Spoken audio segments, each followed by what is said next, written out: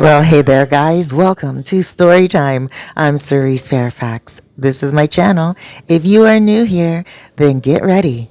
When we do story time, we talk about love, lies, lust, and lessons. Hey there, guys. Thank you so much for joining. I am Cerise Fairfax, and I just want to say thank you so much for clicking on this video. I really appreciate it. I appreciate your time. And if you are a returning subscriber, you already know I love you. Thank you so much. Guys, let's get into this story today. Without any further ado, let's go. Hey there. Well, my name is Thaddeus, and I can't really believe what happened to me, but let's just get into the meat of the matter.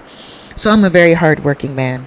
I'm always working. I'm what some people would call an alpha male. I am always getting things done. I'm a leader. I'm a go-getter. I am someone that always makes people laugh. When I enter a room, I don't enter the room with my issues. I let them go at the door, and I always pay attention to the people around me. I want people to feel good when they're around me. I'm a serial dater. I've never been married. I'm 39 years old, and I don't want children. I really enjoy the money that I make and the life that I lead. I travel, and I am great. Every now and again, I get a little bit of desire to be with a woman, and I'm not about to go pay for a woman and play. I don't do all that. But I will take a woman to dinner, and if we have a connection and she's feeling me and I'm feeling her, and we both know that there's not going to be a monogamous relationship, but we can get it on and have a good time like adults, then hey, that's what we're going to do. And it generally worked out.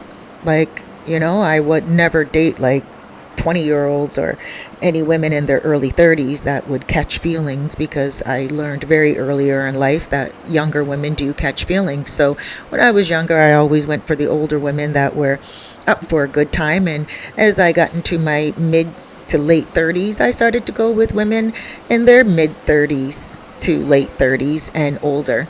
Now, I'm on Tinder, and I met this one woman on Tinder. We went out to dinner in Wisconsin, in America. This is where this story derives from. And we went out for dinner. We were eating, we were having a good time, and we hit it off. And we went back to her place and we had some drinks. And she was just giving me that eye to let me know that she was feeling me. And we went into the room. We did our thing, and then, she wanted to watch a movie. She had a TV in her bedroom, and she's like, let's watch a movie and cuddle. And I was like, no, I'm going now. But I told her, I said, oh, sorry, I have an early morning meeting. I really got to get going. And she was like, what? You're just going to, pump me and leave me? And I was like, whoa, no, it's not like that at all. But I do have to go.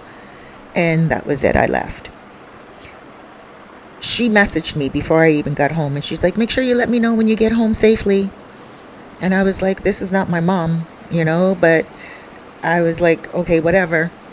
But I made a stop before I got home. I went and I got myself a bite to eat, and at a pub, met up with some of the guys that I know at that pub, and played a little bit of pool, and then I went home. By the time I got home, this woman had rang up my cell. She said she was worried about me. She's like, oh my gosh, you didn't get home yet? I know you said you had an early meeting. Were you too tired? I'm sorry. Please let me know. At least let me know that you're doing okay and you made it home safely. Now I know what that means. That's an insecure woman that caught feelings. So I just left a message for her. And I said, I got home. Thank you. It was a great night. We'll see each other again soon. And she got back to me and she's like, okay. The next morning I woke up to some messages from her. And she's like, what do you mean by we'll see each other again soon? Does that mean you want to see me again? Or does that mean that you got what you came for and you're not interested any longer? And I was like, oh God. Yep. I hooked a big one, just a big sucker. And I don't mean a sucker for love or anything, just a sucker that's going to suck my energy. So I blocked her right away. because I'm not into all that. I am not into a clingy woman, and I could tell just by the language that that's what she was. So I blocked her. Blocked her on everything. Tinder, and I like blocked her on WhatsApp Messenger, blocked her on anything that I could find.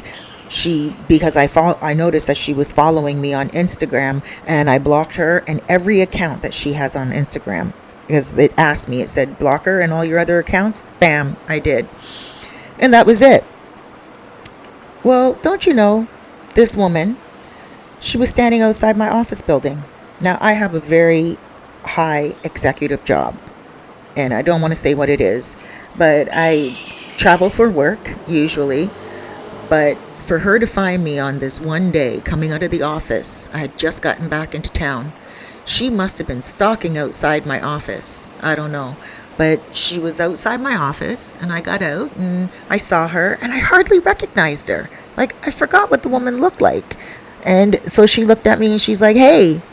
And I'm like, "Hi." And she's like, "So why have you been ignoring me? Why did you block me?" And I looked at her, and I looked at her closely, and I'm like, "Oh, Judith. Oh, I'm sorry. I didn't recognize you at first." And she's like, "Oh, but I bet you if I showed you my pee, my vagina down there, you would recognize it right away." And I was like, whoa. She was very, very confrontational, very scary. Her eyes looked like they were just turning red right in front of me, bloodshot. Tears started to run down her eyes, and she reached out for my hand, and I was nervous, and I pulled back. And she's like, "What's wrong with you? I was just going to touch your hand." And I was like, nothing, but, I got to run. And I took off, got into my vehicle, and that was it. Then, when I was home, I was nervous. I felt like maybe she followed me home. I felt like maybe, she was going to bother me. And my intuition was right. She didn't follow me home, but she did contact me from all these different numbers from the internet. Like all these different numbers. Like this one number she contacted me from with a photo of herself, and it wasn't her real self, it was a fake photo. And she's like, "Hi, do you remember me? We went on a date about a year ago." And then I looked at the photo and I was like, "No, I don't remember you." And I got back and I'm like, "What's your name?" And she's like, "Oh, you date so much, but I just want to let you know that I was thinking about you, and if you're ever around, come pass by my place. I just moved and I'm living closer to you, and I would love to see you." And I was like, "Okay." So, I was like, "Well, maybe we can go out for a bite to eat and, kind of catch up first." And I started to talk to her a little bit more, but she refused to come meet me for a bite to eat first. But after 3 weeks of talking to her, and we're getting close, I felt like I was ready to go to her place, because she was saying certain things about me, about when we made love the first time, and the last time. She was saying little things about my body that only a woman that made love to me would know. And so I thought, okay, maybe I could trust her. Now, I was getting a bunch of messages from a bunch of women, but I wasn't putting two and two together. There was about 5 women in total messaging me, and I thought, well, they're just all coming out the woodwork. You know how sometimes that could happen? All of a sudden, you're flush with women. Well, that's exactly what happened, so I thought. But it was this Judith woman messaging me from all these different accounts, from all these different numbers and all these different photos. But this one woman, the first woman she contacted me from, was the one that I really liked. A little Asian woman. And I mean, I've had a lot of women that I can't really count. And I do a lot of dating and a lot of having a good time. Sometimes I get buzzed up, and sometimes I take a girl home from the bar. I'm not going to lie here. Sometimes I don't remember, and I wake up and I'm like, bye, and I don't even remember where my car is parked, so I have to take a cab home and figure out where my car is parked the next day. Yeah, I've been a bad boy at times, and I just really love a good time. So anyway, I ended up going to see this woman. I went to her apartment, but it ended up being Judith, and Judith rented an Airbnb close to my apartment. Yes. She said, "Come on, just ring the buzzer downstairs, and I'll buzz you in." And she's like, "I'll be in the shower, so just come on in, pour yourself a glass of wine and sit down. And I thought, whoa, this woman's going to come out of the shower naked for me, all cleaned up and cleansed. And she told me that she's going to smell sweet. So I went upstairs. Once she buzzed me in, I got upstairs, opened the door, saw a beautiful bottle of wine on the counter, poured myself a glass, went and sat down, kicked my feet up, and waited for her to come out the shower. And it was Judith. Judith did not come out naked. She came out with a robe on, and she said, "Now that I have you here, we have some talking to do." And I was like terrified. I looked at her, and again, I didn't recognize her at first, but then I noticed her eyes, same watery looking eyes, like she was crying, and I was like, oh my gosh. Dominican Republic. Many people are coming here because it's a place that people want to relocate. People are coming from all around the world to move here and apply for residency. They certainly enjoy the economical and easy living lifestyle. The Dominican Republic has many coasts for you to enjoy, friendly people to embrace you. If you're looking for a change, give us a shout today for more information on relocation. I was far from the door. She was standing close to the door. The bathroom was located closer to the door. And I was afraid to pull her away from the door because I didn't want to hurt her. I didn't want to get, I didn't want any woman to say I put my hands on her or anything of that nature. And I was also embarrassed to be in that situation. And she all of a sudden put her hand down, and then this bar came out. It was like it was a retractable bar. And it was almost like a wand. And she went, and I heard it. It sounded like a knife, but it wasn't. And I looked, and it was a retractable bar. And she said to me, "I should whip you with this." And by that time, I was just like, whoa. I grabbed her by her arm, pulled her away from the door. She fell on the ground. I saw her fall on the ground, and I couldn't get out of that apartment quickly enough. Now, I was smart enough to keep my keys on me and my, everything on me, and I didn't leave anything in her apartment. I ran down those stairs, and I went out in the front, and I went into the car. By the time I got home that night, she contacted the police. And I was terrified. I was traumatized. She contacted the police. The police, they contacted me. And they told me that they'd like to speak to me at the station, and I went down to the station and I told them everything, and I was embarrassed. And thankful for me, thank God, they believed me, and they told me that just to be careful, and they couldn't charge her with anything. I said, why can't you charge her with entrapment or kidnapping or something? Like, this woman was tricking me, catfishing me. Like, this is not cool. Like, she could have really hurt me. And they were like, well, you went there on your own free will and you were not careful enough, and should be a lesson to you. So it was a lesson to me. And I also want it to be a lesson to you men, please. If you're like me, someone that likes to go hunting, fishing, diving, hiking, to the bar, playing some pool, or to the game, or working real hard, and you're just a guy's guy, and you really love a good woman, make sure that she is a good woman. Make sure that you are always in control.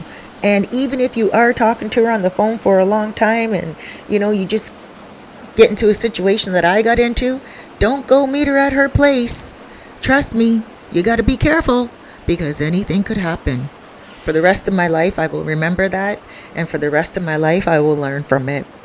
And doesn't mean I'm going to change my ways. I'm not a player, and I'm not a dog. I am a gentleman, and I will continue to go on dates, but maybe not as a serial dater any longer. I'm going to pick and choose a lot wiser. And I would suggest you do too. Hey guys, thank you so much for listening.